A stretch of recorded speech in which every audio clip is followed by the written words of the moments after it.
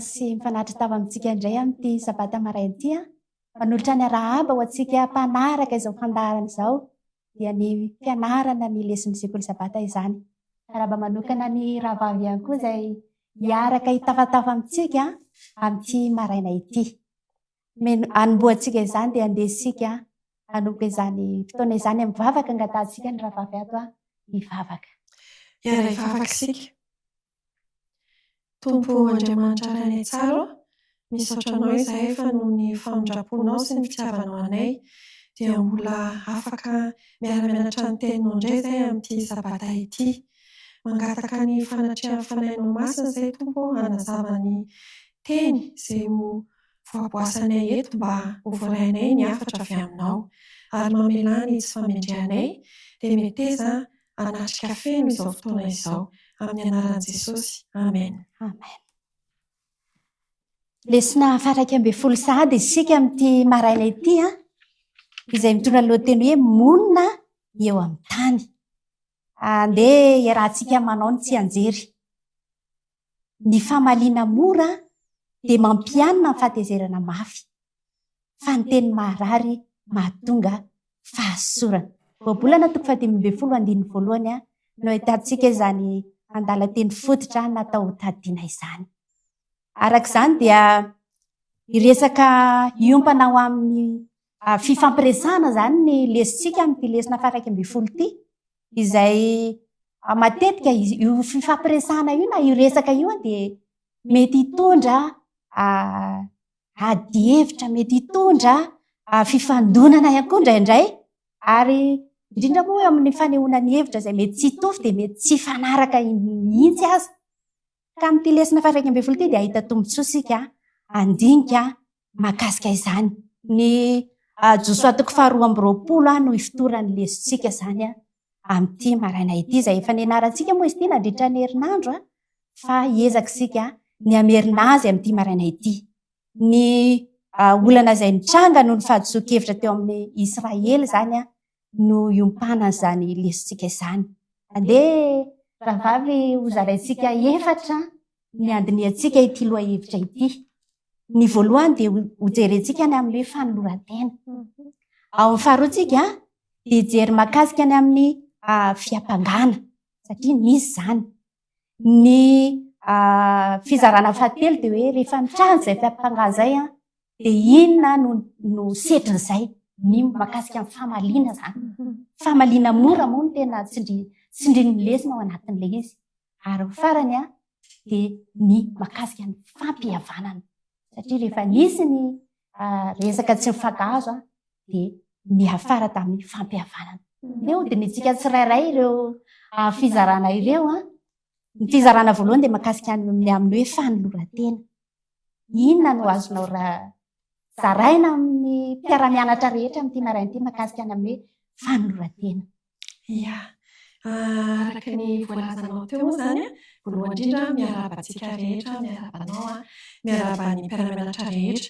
Araka ny voalazanao teo dia ao amin'ny Josoa 2:20 ny lesontsika. Ka ao amin'io toko io dia misy an'ireo antsoina hoe Robenita sy Gadita ary ny antsasaky ny firenen'i Manase. Ny fanoloran-tenan'ireo izany no resahana vetivety. Fantatsika tsara izany fa tsy maintsy notafiana, tsy maintsy noresena ny tany Kanana, tsy maintsy naraina ny tany Kanana. Ireto Robenita sy Gadita azafady sy ny antsasaky ny firenen'i Manase reto dia efa nahazo ny zaratany ny tamosesy izy efa taloha nahazo voalohany izany. Dia zareo izany no mipetraka any andafy atsinanan'ny Jordana. Izany hoe misy ampahany indray izany foko 7 sasany any andafy andrefan'ny Jordana. Dia ireo Robenita sy Gadita ireo efa nanana ny zaratan'ireo dia tsy mba nijarana tany hatrany izy nandritra an'ilay fakana tany Kanana manontolo, navelany tao amin'ny toerana izay nitendrenao azy ny vady aman-janany fa lasa izy niaraka tamin'ireto rahalahy tao amin'ny zanak'Israely reto niara-niaritra mafy samy nakantany Kanana dia tsy ho anazy tsony ary satria izay efa nanana ny zaratany. Izay ny fanoloran-tena lehibe resahana eto izany. Tao an-tsain'ireto Gadita sy Robenita sy ny atsasaky ny firenena Manase ireto fa iray ihany ilay firenena ka tokony iray saina izany dia miara-mihinana manta sy ny masaka, miara-miaritra ny mora sy ny sarotra ry zareo natao tampitiavana be izany dia ao anatin'izay izany ilay fanoloran-tena niresahana tato amin'ny lesona. Fanoloran-tena anisany takin'ny Josoa koa izay teo amin'ny reto firenena ireo satria ireo izany hiavaka aty ampita fa ny sivy sy ny sasany no hitambatra antsoina hoe zanak'Israely dia anisan'ny fanoloran-tena izay nitakian'i Josoa tamin'izy ireo koa ny hitandrina hakatony didy izay nomeny Jehovah azy ireo, izany hoe tsy hiala amin'ilay didy izay efa nomen'Andriamanitra azy ireo. Ozy izy eo amin'ny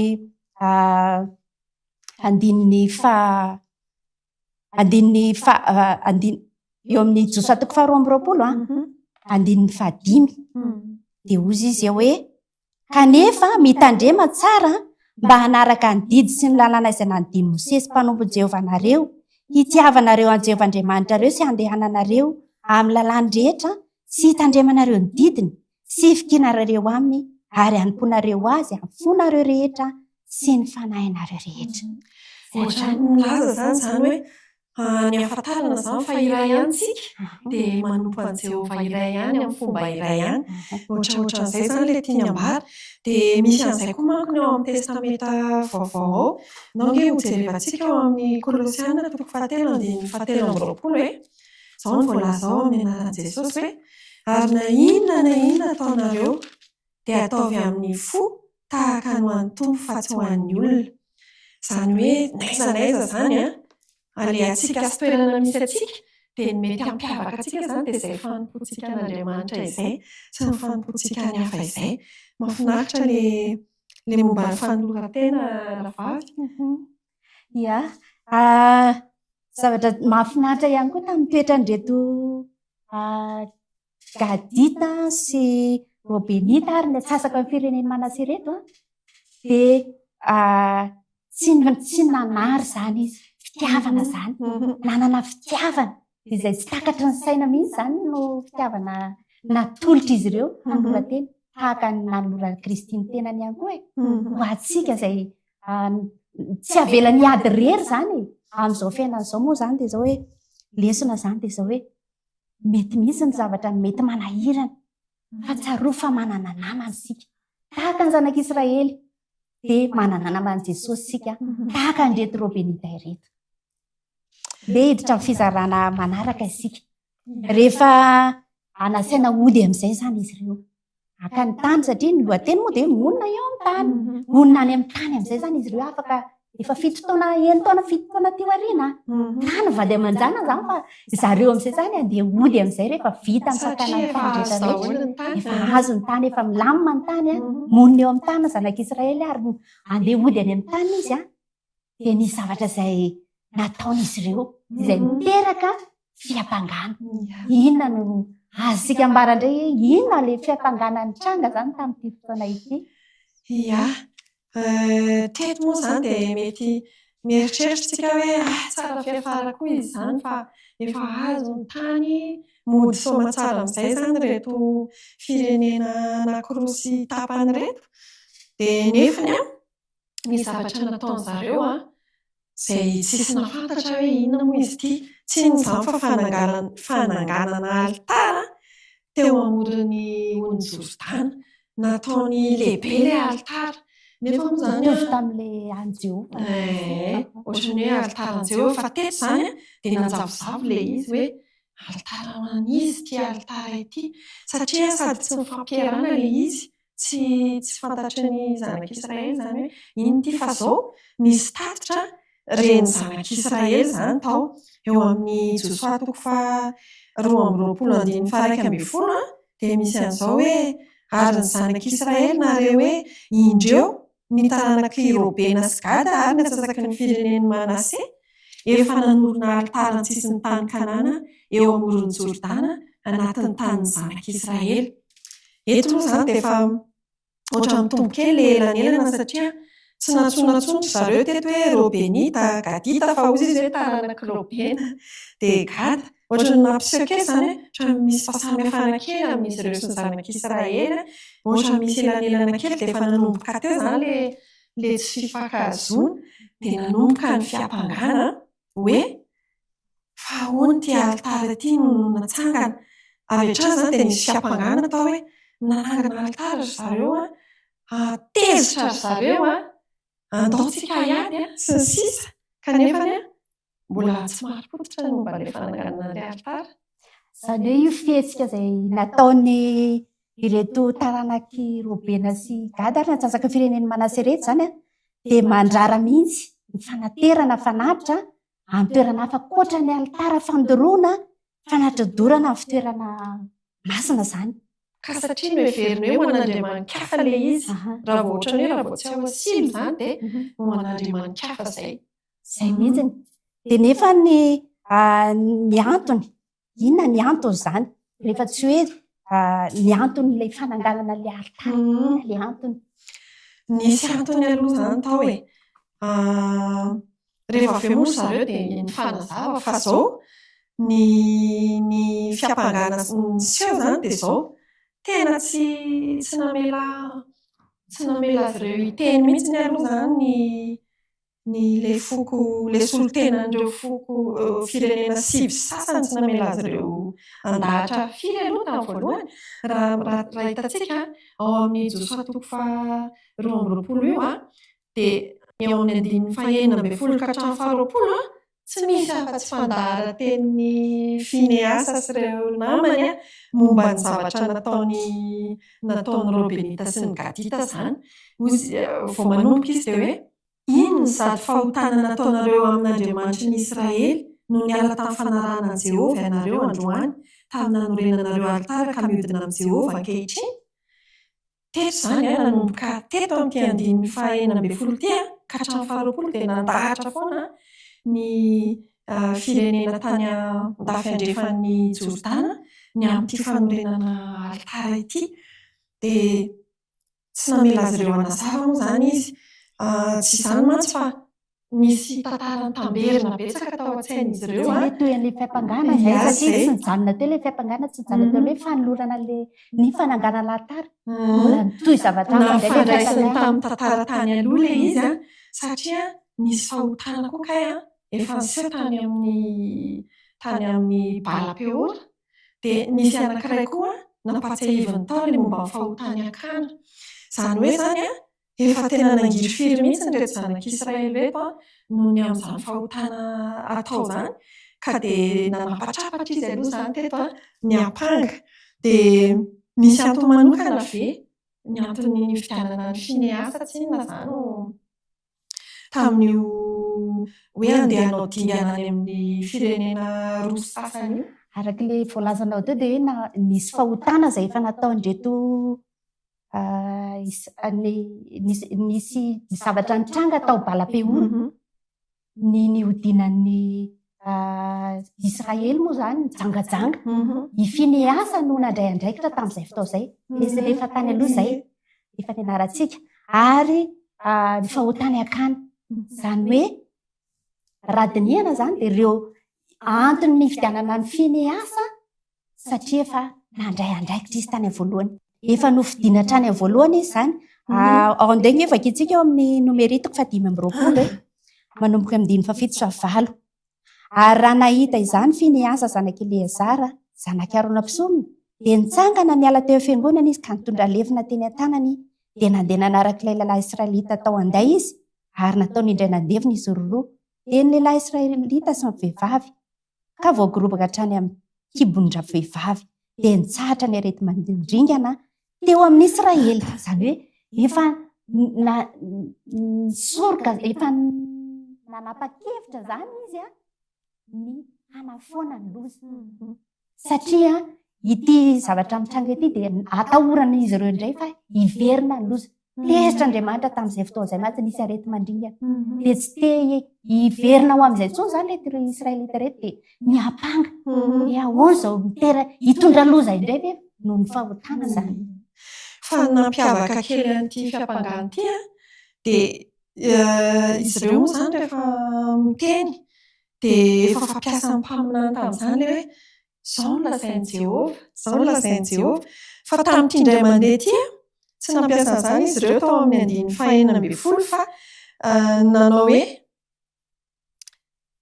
izao no lazainy dia ilay fiangonan'i Jehova rehetra no resahany tao.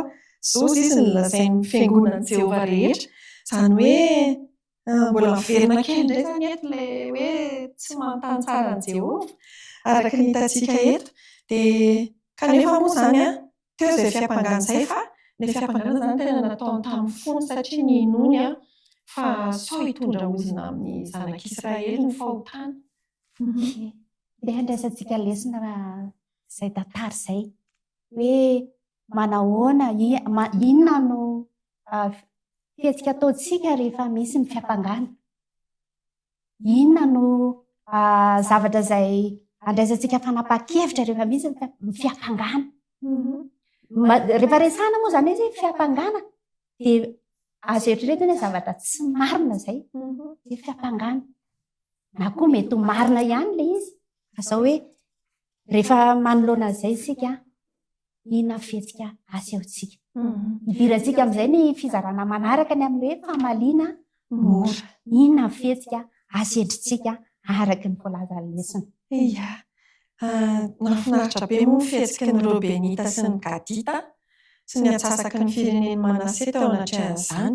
Nangina zareo, tsy nanapa-teny zareo na dia lava be ary ny fiampangana sady enjana nataon'ireo firenena hafa tany andafy andrefan'ny Jordana fa izao namaly mora zareo. Izay moa izany ilay tsy anjery natao taditsika namaly mora zareo. Dia izao ny fanazavany tao dia hoe Andriamanitra Andriananahary dia Jehova eo amin'ny 2:20 izany. Eny Andriamanitra Andriananahary dia Jehova, izy no mahalala ary ny Israely hahalala koa raha fihodinana na fahatsoana amin'ny Jehova. Izany hoe eto izany aloha dia naverimberiny ilay anaran'Andriamanitra hoe Andriamanitra Andriananahary Jehova. Mba hahatonga an'ilay fisalasalana sy ahiabe izany mba hisava ao am-pon'ny reto firenena izay niampanga azy reto dia nataony mipetraka tsara izay anaran'i Jehova izay topoiny sady mahalala ny zavatra rehetra moa izany Jehova dia niteneny tsara izay namaly mora izy. Dia izao ny antony nanorenany an'ilay alitara ozy izy nitohany ozy izy hoe raha izany nanorenany alitara mba hiala amin'ny fanaranan'i Jehova na anaty fanatitra dorana na fanatitra hoanana na fanatim-pihavanana eo ambony dia aoka Jehova no anadina. Fa tahotra tokoa no antony nanaovanay izao fa hoy izahay raha hatrizay dia anontany ny taranakay ny taranakareo hoe moa mifaninana akory ianareo Jehova Andriamanitra ny Israely. Izany hoe mifanohatra amin'ny eritreritra reto firenena sivy sasany reto izany no antony nanorenany izy ireo ny ilay alitara natahotra izy sa ho tafasaraka amin'ny zanak'Israely satria nisy an'ilay olon'ny Jordana nanelanelana azy dia nataony izany ilay alitara ozy izy nitohany mba ho vavolombelona ao amintsika sy ny taranantsika ao amin'ny 5:20 anaovanay ny fanomponan'i Jehova eo anatrehany. Izany hoe vavolombelona izany io mba hatsiarovan'ny taranaka rehetra fa tsy hafa fa iray ihany ry zareo amin'ny taranak'Israely. Mahafinaritra ny namalian'izy ireo an'ilay fiampangana. Izany hoe tsy hoe niemitra akory izany izy ireo. Tsy niemitra izy. Tsy arak'ilay fieritreretan'ny reto zanak'Israely eto hoe niemitra ny fokony Robenita sy ny Gadita ary ny atsasaka firenena Manase. Fa ny mifanohitra amin'izany ary satria nanao izany izy ireo noho ny fahatahorany an'i Jehova haka andreo fokontany andrefana ihany, haka ny zanak'Israely ihany izany. Dia tsy ny amin'ilay hoe fidadasiky ny lovan'ny Israely ny tena fototra iorenan'ilay firaisandry zareo reto izany fa ny fanaovana ny ara-panao lohalarana araka ny fitakian'i Jehova. Izany hoe ny famaliana mora izay tamin'ny alalan'izay rehetrarehetra izay Andriamanitra ny fitehiray amin'zareo miara-mandova amin'ny tany Kanana amahiray an'Andriamanitra Jehovah Andriamanitra ozy Andriamanitra ray ihany ny Andriamanitra tiany ho atongavana de izay no niteraka fifampihavanana na niteraka fifandraisana teo amin'ilay famaliana mora. Hitantsika zany fa zao hoe ny famaliana mora mampianina ny fahatezerana mafy. Raha ohatra ka ny vonona ireto zanak'Israely reto efa nanangona ny tafika mihitsy izy ireo hanafika an'reto firenena anankiroa sasany reto dia tsy izay ny zavatra mitranga fa falozy izy. Andinga jerentsika amin'ny andininy fahenina amby roapolo fahenina amby roapolo ao amin'ny le 220 foana tsika dia hoy izahay aoka sika ny olona aritaontsika mba hanaterana fanatitra hodorana na fanatitra hafa latsatra fa mba ho vavolombelona 7 fa mba ho vavolombelona amintsika sy ny taranantsika mandimby antsika hanaovanay ny fanompoana Jehovah eo anatrehany amin'ny hanaterana fanatitra hodorana sy fanatitra hafa latsatra ary fanatim-pihavanana mba tsy hilazan'ny taranakareo amin'ny taranakaratrizay hoe tsy manana anjaran'i Jehovah ianareo. Hitantsika amin'izany fa tena mora tokoa ny siny hoe fanendrikendrehana dia mety hiatrika an'izany koa tsika eo amin'ny fiainantsika. Mety isy olona hanendrikendrika antsika nefa zavatra tsara ny eritreretintsika atao dia ahoana ary ny fomba hiatrehantsika an'ireny manome antsika valiny soratra masina. Andinika tsika hijery andiny vitsivitsy ao amin'ny Salamo Salamo 7:30 novakitsika ny andiny 7 manao hoe matokian Jehovah ianao ka manao vasoa dia onona amin'ny tany ianao ka ho faly amin'ny fahamarinana. Misy anankiray koa ao amin'ny andiny 5 hoe ankino amin'ny Jehovah ny lalanao ary matoki azy fa atao mitanteraka. Ary farany ao amin'ny andiny 430 dia hoe miandrasa ny Jehovah ka tandremo ny lalany dia hanandratra anao andovan'ny tany izy. Mahafinaritra izany rahavavy tena mahafinaritra. Hiditra amin'ilay fizarana fahaefatra isika. Ndaontsika hiditra fizarana fahaefatra ary makasika ny hoe ny fampihavanana. Rehefa nahita ary fa tsy mitombona ilay fiampangana dia maivamaiva ny feny asa sy ilay solon-tena Israelita. Hitantsika izany ao amin'ny 220 sy ny 130. Ho azy ireo kosa dia rehefa nianatra ny fahamarinana ny Israelita dia nifaly deran'Andriamanitra. Hitantsika indray izany ao amin'ny 220 andiny 220 2:30 sy ny 3:30. Izany hoe tamin'ny alalan'ny ohatra nasehony izy ireo dia afaka nahita ireo dingana hamerenana amin'ny laon'ny fiadanana ny toe-javatra mitovy amin'izany izy ireo. Sika rehetra ihany koa rehefa misy ny mety ho tsy fifankazahoan-kevitra, mety misy ny fandraisana tendry ny zavatra mitranga dia izay ny vahaolana hoe ny mifampiresaka araka terehany hoe famaliana mora fampiresaka ary rehefa vita izay dia isy tahaka ny Fineasa sy ny Israelita isy ny fifaliana natsahatra ilay miaramila saika andeha hanafika. Ao amin'ny lesitsika ao amin'ny alakamisy ao dia lasa misy vahaolana mahafinaritra azontsika miatrika sy mamany olana eo amin'izany fifandinana izany. Ilay voalohany ilay efa voalazanao teo hoe mifampiresaka tsara, izay izany no tena mety indrindra hoe mifampiresaka tsara.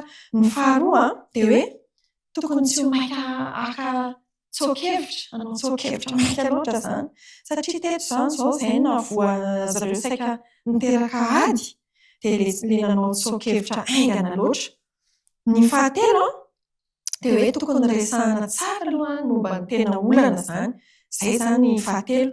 Ny fahaefatra dia tokony anaiky koa hamoy zavatra isika mba hitandrona ny firaisana. Hitantsika manko ny tato amin'ilay lesitsika tato amin'ny 220 tato fa vonona izany ry zareo hanome ampahany amin'ny tany ho an'ilay foko raha hoe izay ny olana. Avy io izy nareo mipetraka aty aminay raha ohatra ka izay ny olanareo. Dia nanana fanoloran-tena koa izany izy ireo. Ny fahadimy dia ilay fahamaliana mora araka ny tenentsika teo.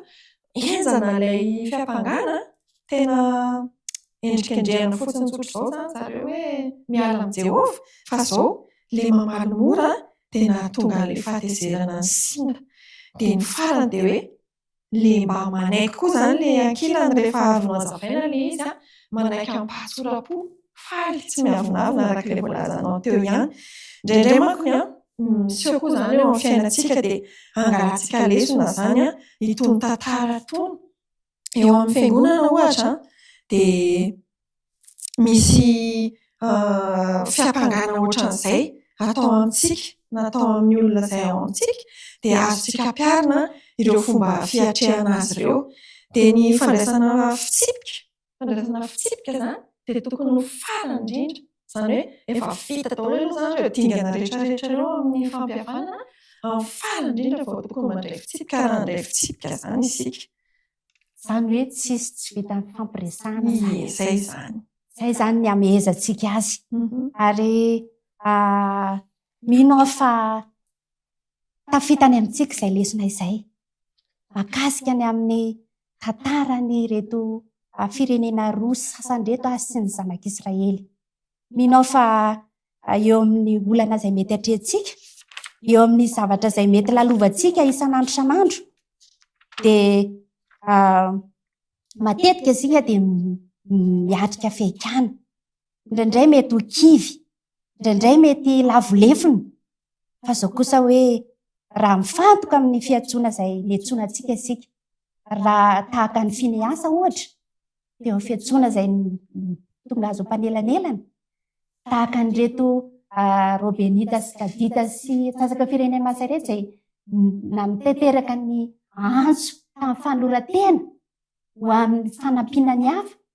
Dia tahaka izany koa isika rehefa miatrika ny eto fehikana zavatra maro isan-karazany eo amin'ny fiantsoanantsika na eo amin'ny zavatra izay iainantsika amin'ny andavanandro dia ahita fahombiazana, ahita fifaliana, ahita fifampihavanana ary isy firaisana.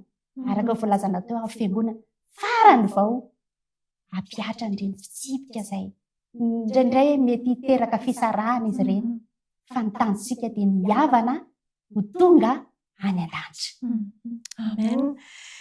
Ny andray izany dia tiako entina amintsika indray ilay ato amin'ny farany lesona ato amin'ny pejy 420 manao hoe tokony angina tsy hiteny ary tsy hiraika eo anoloan'ny fiampangana tsy marina ireo izay hiaran'izany. Fantatr'Andriamanitra ny zavatra izay hanendrikendrehan'ny olona antsika ka dia azontsika apetraka amin'ny ampatokiana ny fikarakarana ny fiainantsika. Tahaka nampiariariana ny fahotany akana dia tahaka izany koa no hiarovan'ireo izay miandry azy, ireo izay manana ny fanan'ny mpamonjy ihany no manana izany fitiavana maro-po sady be fandrapo izany. Mahafinaritra fa ny lesontsika dia ahitantsika tena vahaolana azontsika ampiarina eo amin'ny fiainantsika andavanandro mihitsy. Ary mahafaly anahy ny mampiseho antsika sady fa efa any ny lesontsika manaraka izay misy lohahevitra lehibe hoe mampifandray ny lanitra sy ny tany Kristy ao amin'ny Filipiana sy Kolosiana. Mahafinaritra fa hisy lesona vaovao indray izany hoentintsika miatrika amin'ny fiainana ka dia manasa antsika hamaky an'izany lesona izany fa tena mahasoa antsika ilay izy. Misy ihany koa no amin'ny zanantsika. Tsy tsika ray aman-dreny na tsika lehibe ihany rahavavy no manana tombontsoa amin'izao fianarana izao, fa misy ireo an'ny zanantsika izay ho antsika efa zatra mampiasa azy dia miova kely izy ity manomboka amin'izao taona vaovao izao. Ny an'ny ankizy dia manomboka eo 7 taona hatramin'ny 9 taona indray. Tahaka izao ny endrika izay sehoany izany. Ary misy ny vaovao any manana zaza 4 taona izy hatramin'izay na antsoina hoe zazaboto dia niova n'ity hoe kilonga ity indray izany. Aza diso anjara ny mitondra ny sakafo ho an'ny zanantsika ihany koa amin'ny taona vaovao efa vonona izany. Afaka manatona an'ireo depozitaire isika na manao ny komandy manatona ny fivarotana izany naiza misy atsika. Ny tompo hitantsika tsiraray avy. Amarana zao lesona faraka amby folo zao sika dia averintsika ny tsy anjery. Lohateny moa eo amin'ny tany. Tsy anjery dia ny famaliana mora dia mampianina fahatezerana mafy fa ny teny marary mahatonga fahasorana. Kaneha mba ho tanteraka amintsika izany lesona izany. Amen. Amen. Dia ho faranantsika mivavaka izao fotoana izao hiaraka hivavaka isika. Jehovah Tompo Andriamanitra io, saotranao zahay noho izao fotoana manokana niarahanay taminao izao tamin'ity sabata ity. Saotra noho ny lesona izay nomenao anay. Ampio zahay Andriamanitra hifehy io vavanay io satria io matetika no mahatonga anay hifanditra. Tompo malalo ampio zahay mba hahifehy izany amin'ny fotoana rehetra, amin'ny fotoana izay anataterahanay fifandraisana amin'ny hafa. Andriamanitra ranay io, ingane ny mpiaino tsiraray avy, ny mpijery tsiraray avy izay rehetrarehetra reto dia samy andray anjara amin'izany lova izany ihany koa dia ny tany vaovao onona-piadanana tahaka ny nonena reto zanak'Israely reto tao amin'ny tany Kanana. Ho avy tsy ho elany amin'ny raolanitra ianao, ho vonina ao amin'izany anie zahay. Ary ny tany mpiara-mianatra tsiraray avy ianao ka ho feno fitahiana ny fiainan'izy ireo. Dia izany vavaka izany no tononona amin'ny anaran'i Jesosy Kristy. Amen. Amen.